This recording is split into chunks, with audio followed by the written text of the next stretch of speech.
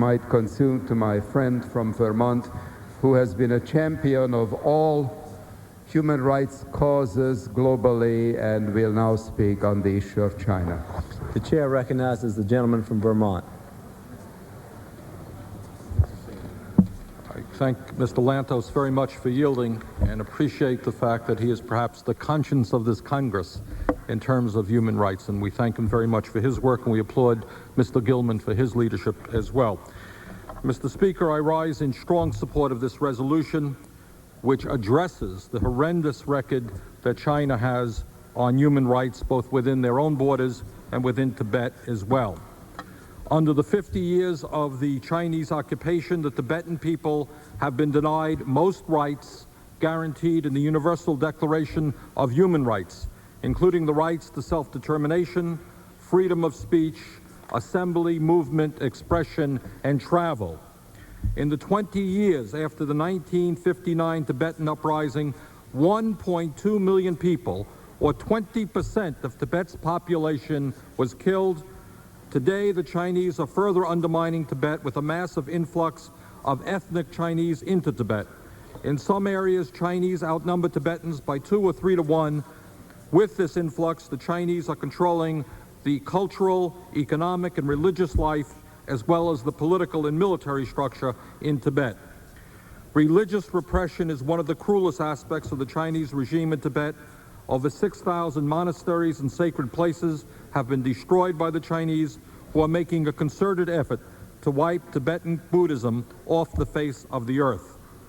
Interestingly, and one of the reasons that I became involved in this issue, is that the horrendous human rights record in China struck home to the people of the state of Vermont, and specifically the people of the Middlebury College community, when the Fulbright scholar and former Middlebury College student Nguyen Chopel was seized by the Chinese authorities in 1995 for the crime of doing videotaping in Tibet.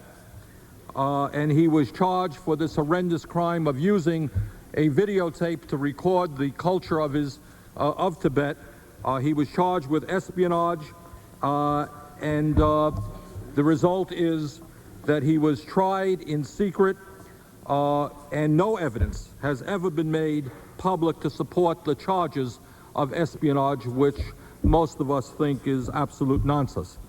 Nguyen Chopel was sentenced to 18 years in jail for videotaping cultural activities in Tibet, and his frail elderly mother, Sonam Diki, who I had the privilege of meeting in Middlebury, Vermont, who is spending all of her energy not only trying to get her son out of jail, but trying to visit him to see what's going on, and she has up to this point not been successful. In July of last year, Nguyen Chopel was transferred to Powo Tramo Prison, which is a high security facility in a remote, isolated area. Unlike at other prisons, inmates are denied visitation rights. And this is a brutal treatment for an innocent young man, yet the treatment of Tibetans, and worse, occurs regularly under the communist Chinese rule. My friend Chris Smith of New Jersey, chairman of the Subcommittee on International Operations and Human Rights, recognized the plight of Nguyen Chopel and was kind enough to insert an amendment into the resolution, specifically citing Chopel's unjust imprisonment as an example of China's violation of basic human rights. I thank Mr. Smith, as well as Cynthia McKinney, who is the ranking member, for their attention to the plight of this young man. I would also like to thank the committee chairman, Mr. Gilman, and ranking member, Mr. Gadenson, for their commitment to human rights and for bringing this resolution forward.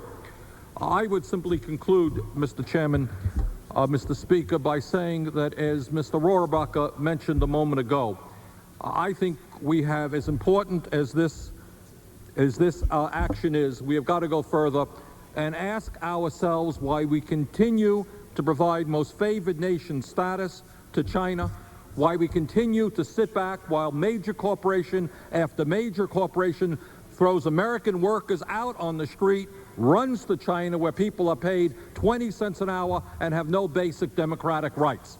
So I think that whole issue of trade and the responsibility of an element of corporate America to perpetuate and strengthen the regime in Peking has got to be addressed as well. And I thank the gentleman for yielding, and I yield back the balance of my time.